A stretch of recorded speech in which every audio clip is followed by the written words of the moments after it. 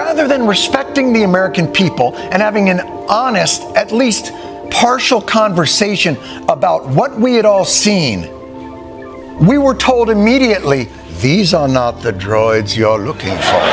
The point is, for a campaign based on honesty and decency, the spin about the debate appears to be blatant bullshit. And the redemption tour hasn't gone that much better. The truth is finally out in the open, and people are starting to see it for themselves. Big-name news channels like CNN and MSNBC, once considered reliable, are now being called out for pushing dramatic, one-sided stories. And guess who just held their feet to the fire? Jon Stewart. Yes, the former comedy host known for making people laugh is now making headlines for exposing media bias. Stewart didn't hold back. He openly criticized CNN for its clear slant in reporting, and the online world is backing him up with plenty of proof. This isn't the news your grandparents used to watch. More and more, viewers are realizing that what's being shown on screen doesn't always match reality. People are waking up and paying attention, and the cracks in the media's image are getting harder to ignore. Mind, the debate was a shocking display of cognitive difficulty, recognizable to, unfortunately, anybody who's dealt with aging parents, and it's a hard watch. We don't tiptoe around here. We call things out as they are. If you're tired of sugar-coated headlines, you're in the right place. Let's talk about Biden's latest debate. It was rough.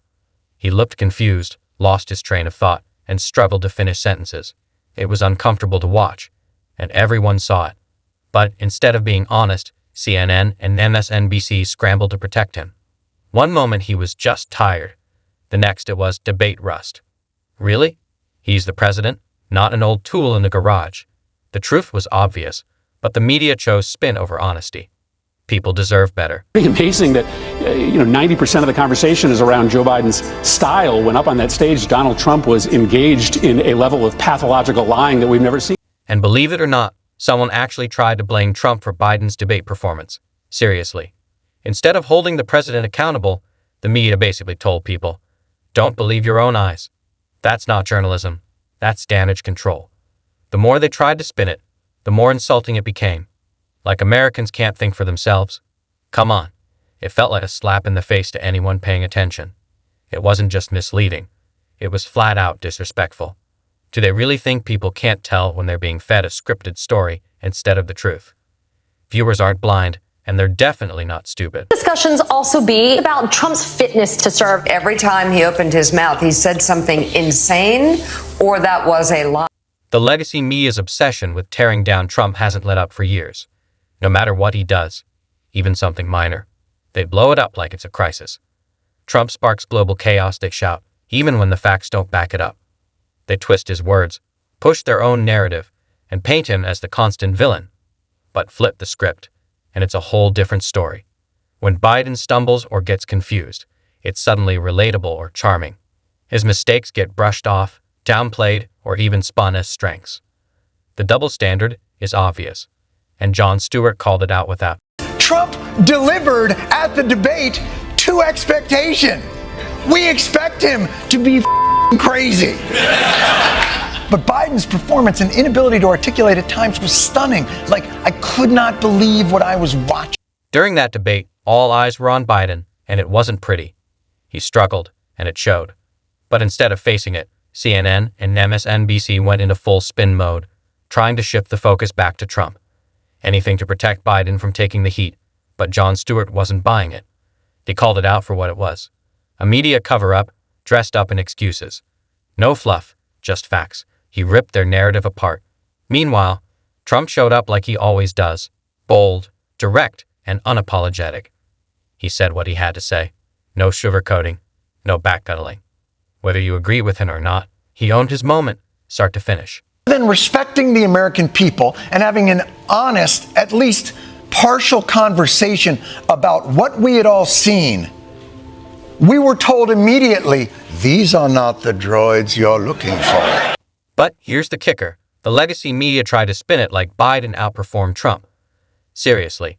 They brushed off the long pauses, the scattered responses, and the blank stares like they never happened. Instead, they clung to a few rehearsed one-liners and acted like he nailed it. According to them, just making it through the night was some kind of win. When did the bar get set that low? Since when is freezing on stage something to celebrate? More and more people are starting to say it.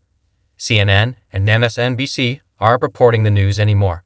It's not about facts or fairness. It's about control. Controlling what people see, what they believe, and who they support. News has become theater. And no matter what happens, the same actor always gets the spotlight. The stutter. He hasn't debated in 4 years. He was almost over-prepared. He had an off night. People have an off night. You know, the president traveled 6 time zones forward to G7, and he was also continued to do his presidential duty. It's not just about control anymore. It's about domination. The media wants full power over what you see, what you think, and even how you feel. Their goal isn't to inform. It's to shake the narrative and program the public. So when someone like Donald Trump refuses to play along, they panic.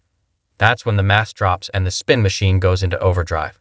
They slice up sound bites, twist headlines, and push out rapid-fire spin to crush anyone who doesn't follow their script. But this isn't just about Trump the politician. It's Trump the disruptor. And to the media, that's the real threat. They don't debate him. They attack, label, and dismiss. And anyone else who questions their grip on the narrative. Same treatment. Independent voices get silenced, dissenters get smeared. The media used to be a check on power. Now, they protect their own circle and go after anyone who steps out of line. And this is where Jon Stewart really snapped. He's not just annoyed. He's fired up because even he can't excuse what's happening anymore. He had a cold. He was jet-lagged. He'd been home for almost 2 weeks. He was jet-lagged? How big is that f***ing...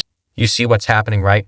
The so-called neutral media always keeps a shiny get-out-of-jail-free card for their favorite guy. And look, we all expect some PR spin from people like Karine Jean-Pierre. That's literally her job. She's paid to dodge, deflect, and deny. But the mental gymnastics from CNN and MSNBC, they deserve a gold medal. Seriously. One pundit actually said Biden's poor debate performance was because he hadn't debated in years. Really? He's about to run the country, but we're supposed to cut him slack for being out of practice? That's not leadership. That's a warm-up. Then another talking head blamed his rambling and confusion on a slight stutter. So now every messy sentence is just a speech issue. Sure, but the best excuse. But flip the script, and it's a whole different story. When Biden stumbles or gets confused, it's suddenly relatable or charming. His mistakes get brushed off, downplayed, or even spun as strengths. The double standard is obvious, and Jon Stewart called it out without. Someone actually claimed Biden had a cold. Yep, a sniffle explains everything, from blank stares to frozen moments. What's next?